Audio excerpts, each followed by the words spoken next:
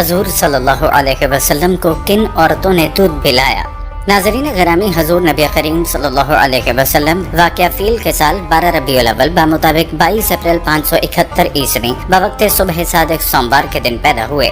سیدنا ابن عباس اور سیدنا جابر رضی اللہ تعالیٰ عنہم روایت کرتے ہیں کہ رسول اللہ صلی اللہ علیہ وسلم واقعہ فیل کے سال سوموار کے دن پیدا ہوئے۔ اسی دن آپ صلی اللہ علیہ وسلم معراج سے مشرف ہوئے اور اسی دن آپ صلی اللہ علیہ وسلم نے ہجرت کی اور اسی دن وفات پائی۔ اس حوالے سے ریاضیات اور فلکیات کے مصری ماہر انجینئر محمود پاشا لکھتے ہیں کہ آپ صلی اللہ علیہ وسلم کی ولادت سوموار صبح 9 ربیع الاول بمطابق 20 اپریل 571 عیسوی کو ہوئی، جو واقعہ فیل کے بعد پہلا سال ہوتا ہے۔ ناظرین، حضور نبی کریم صلی اللہ علیہ وسلم شعبہ بنی ہاشم میں واقع ابو طالب کے گھر میں پیدا ہوئے۔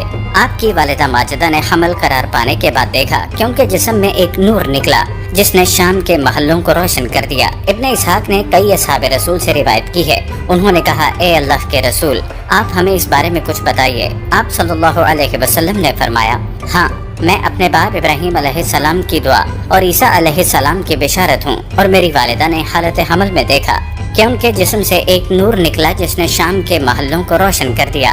ناظرین، محمد بن اسحاق رحمۃ اللہ علیہ نے حسان بن ثابت رضی اللہ تعالیٰ عنہ سے روایت کی ہے، وہ کہتے ہیں، اللہ کی قسم، میں ابھی 7 یا 8 سال کا لڑکا تھا، جو کچھ سنتا تھا اسے سمجھتا تھا۔ میں نے ایک یہودی کو یثرب کی ایک بلند جگہ پر کھڑے ہو کر اونچی آواز سے چیختے ہوئے سنا، اے قوم یہود! جب سب لوگ اس کے گرد جمع ہو گئے تو لوگوں نے اس سے کہا، تمہیں کیا ہو گیا ہے؟ اس نے کہا، آج کی رات وہ ستارہ طلوع ہوا ہے جو احمد کے ساتھ پیدا ہوا ہے۔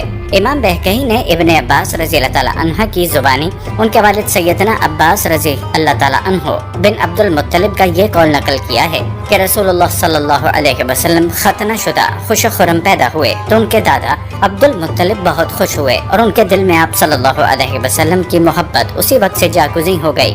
کہا، یقیناً میرا یہ بیٹا بڑی شان والا ہوگا۔ اسے حافظ ابن عساکر اور ابو نعیم اور ان کے علاوہ دیگر محدثین نے بھی روایت کیا اور کہا کہ یہ روایت صحیح ہے۔ ابن اسحاق رحمۃ اللہ علیہ نے روایت کیا ہے، جب نبی کریم صلی اللہ علیہ وسلم پیدا ہوئے تو والدہ ماجدہ نے آپ صلی اللہ علیہ وسلم کے دادا عبد المطلب کو خبر بھیجی کہ آپ کا پوتا پیدا ہوا ہے، آ کر اسے دیکھ لیجئے۔ جب حضرت عبد المطلب آئے تو آپ صلی اللہ علیہ وسلم کی والدہ نے ان کو حالت حمل میں اپنے خواب کی بات سنائی اور وہ بات بھی بتائی جو حاتف غیبی نے ان سے کہی تھی، اور ان کو آپ کا جو نام رکھنے کا حکم دیا تھا۔ چنانچہ لوگوں کا خیال ہے کہ عبد المطلب آپ صلی اللہ علیہ وسلم کو گود میں لے کر خانہ کعبہ میں داخل ہوئے اور کھڑے ہو کر اللہ تعالیٰ سے دعا کرنے لگے اور اس عطیے پر شکر ادا کرنے لگے۔ حافظ ابن قصیر نے اپنی تاریخ میں لکھا ہے کہ عبد المطلب نے آپ صلی اللہ علیہ وسلم کا نام محمد رکھا۔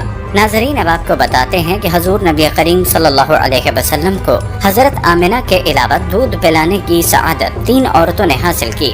ان میں ام ایمن، برقہ حبشیہ، صوبیہ لونڈی اور حلیمہ سعدیہ شامل ہیں۔ صحیح مسلم کی ایک طویل حدیث میں ابن شہاب زہری کہتے ہیں کہ اسامہ بن زید رضی اللہ تعالیٰ عنہ کی والدہ ام ایمن حبشیہ حضرت عبداللہ کی خادمہ تھیں۔ رسول اللہ صلی اللہ علیہ وسلم جب اپنے والد کی وفات کے بعد پیدا ہوئے تو ام ایمن ان کی دیکھ بھال کرنے لگیں۔ جب رسول اللہ بڑے ہوئے تو انہیں آزاد کر دیا اور ان کی شادی اپنے آزاد کردہ محبوب غلام زید بن حارثہ سے کر دی۔ یہی ام ایمن آپ صلی اللہ علیہ وسلم کی والدہ کے ساتھ اس وقت تھیں جب وہ آپ صلی اللہ علیہ وسلم کو لے کر یثرب کے سفر پر نکلی تھیں۔ اس وقت آپ کی عمر 6 سال سے کم تھی۔ اس سفر کا مقصد بنی عدی بن نجار میں آپ صلی اللہ علیہ وسلم کو اپنے والد کے ننہالی لوگوں سے ملانا تھا۔ بی بی آمنہ مدینہ سے مکہ واپس لوٹتے ہوئے مقام ابوا پر پہنچی تو ان کی موت کا وقت آ چکا تھا، چنانچہ وہیں ان کا انتقال ہو گیا، تدفین بھی وہیں کی گئی۔ اس وقت ام ایمن نے نبی کریم صلی اللہ علیہ وسلم کو سنبھالا اور مکہ مکرمہ پہنچ کر انہیں ان کے دادا حضرت عبد المطلب کے حوالے کر دیا، جنہوں نے آپ صلی اللہ علیہ وسلم کی بہترین پرورش کی۔ ناظرین، دوسری خاتون جنہوں نے آقا کریم کو دودھ پلایا وہ ابو لہب کی لونڈی صوبیہ تھی، جن کی گود میں اس وقت ان کا بیٹا پرورش پا رہا تھا۔ اس سے پہلے صوبیہ نے آپ صلی اللہ علیہ وسلم کے چچا حضرت حمزہ رضی اللہ تعالیٰ عنہ کو بھی دودھ پلایا تھا اور آپ کے بعد ابو سلمہ بن عبد الاسد کو بھی دودھ پلایا۔ امام بخاری اور مسلم نے ام المومنین ام حبیبہ بنت ابو سفیان رضی اللہ تعالیٰ عنہ سے روایت کی ہے، انہوں نے کہا کہ یا رسول اللہ، آپ میری بہن عزہ بنت ابی سفیان سے شادی کر لیجئے۔ آپ صلی اللہ علیہ وسلم نے فرمایا، کیا تم اسے پسند کرو گی؟ انہوں نے کہا ہاں۔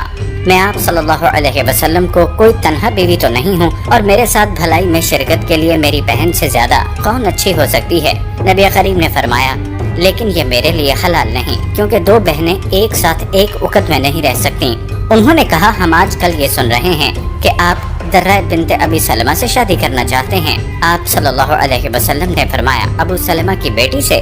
تو ام المومنین نے کہا ہاں۔ اس پر آپ نے فرمایا اگر وہ میری گود میں میری پروردہ نہ ہوتی تب بھی میرے لیے حلال نہ ہوتی، وہ تو میرے رضائی بھائی کی بیٹی ہے۔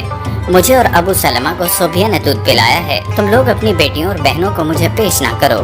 ناظرین، صحیح بخاری کی روایت کے مطابق عروہ رحمۃ اللہ علیہ کہتے ہیں صوبیہ کو ابو لہب نے آزاد کر دیا تھا۔ اس نے رسول اللہ صلی اللہ علیہ وسلم کو دودھ پلایا تھا۔ جب ابو لہب مرا تو اس کے بعض رشتہ داروں نے اسے خواب میں بری حالت میں دیکھا۔ اس سے پوچھا کہ تمہارا انجام کیسا ہوا؟ ابو لہب نے کہا تم سے جدا ہونے کے بعد میں نے کوئی اچھائی نہیں دیکھی سوائے اس کے کہ صوبیہ کو میرے آزاد کرنے کے بدلے مجھے یہاں سے پانی پلایا جاتا تھا۔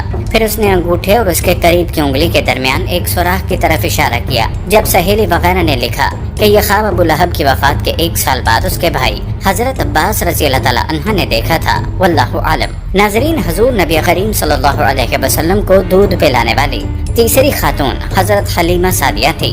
ان کا قصہ کچھ یوں ہے کہ دودھ پلانے والی عورتیں مکے کے گرد و نواح سے مناسب اوقات میں ایسے دودھ پینے والے بچوں کی تلاش میں مکے آتی تھیں جن کے والدین سے انہیں زیادہ اجرت کی توقع ہوتی۔ کچھ قبائل اور گھرانے دودھ کی کثرت، آب و ہوا کی بہتری اور فصاحت و بلاغت میں مشہور تھے۔ انہی میں سے قبیلہ حوازن میں بنی سعد کے گھرانے کا شمار ہوتا ہے جو بالخصوص اپنی زبان کی فصاحت میں مشہور تھا۔ حضرت حلیمہ سعدیہ کا تعلق بھی اسی قبیلے سے تھا جنہوں نے حضور نبی کریم صلی اللہ علیہ وسلم کو 2 سال تک دودھ پلایا۔ پھر وہ آپ صلی اللہ علیہ وسلم کو والدہ سے ملوانے کے لیے مکہ آئے اور بہت زیادہ اصرار پر آپ صلی اللہ علیہ وسلم کو دوبارہ بنو سعد لے جانے کی اجازت مل گئی۔ اما حلیمہ کہتی ہیں کہ دیگر بچوں کے مقابلے میں آپ صلی اللہ علیہ وسلم خاصے مضبوط اور توانا تھے۔ پھر واقعہ شق صدر کے بعد بی بی حلیمہ نے آپ صلی اللہ علیہ وسلم کو والدہ محترمہ کے حوالے کر دیا تھا۔